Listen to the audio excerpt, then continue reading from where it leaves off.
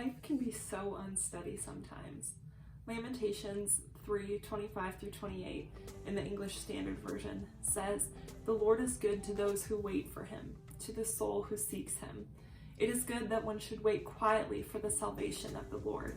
It is good for a man that he bear the yoke in his youth. Let him sit alone in silence when it is laid on him." The Message version says, "God proves to be good to the man who passionately waits, to the woman who diligently seeks." It's a good thing to quietly hope for help from God. It's a good thing when you're young to stick it out through the hard times. When life is heavy and hard to take, go off by yourself, enter the silence, bow in prayer. Don't ask questions, wait for hope to appear. When life seems to be out of control and there's so much unsteadiness, we need to remember that hoping and that God can help us and going back to God is what we need to do. Through every situation, he knows where you're at. He knows what you're going through.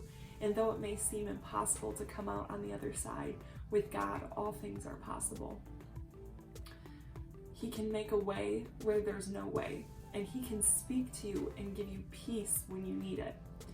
The problem is that a lot of times we don't allow God adequate time to speak to us. You have to ask yourself the question, am I allowing God time to speak to me? In some cases, we have to make the time to be alone in his presence and to listen for his voice. Anytime we get to go into a place where we can just be in the silence and listen for God and just dwell in his arms, that's time well spent. When God lays something on your heart, he may be wanting you to go and be alone with him for a while. He may be trying to show you something or tell you something. And if you're not allowing him time to truly reveal to you what he's trying to say, you may miss it. And that's not something that we want to do. Lamentations 3:32 says, "He will have compassion according to the abundance of his steadfast love."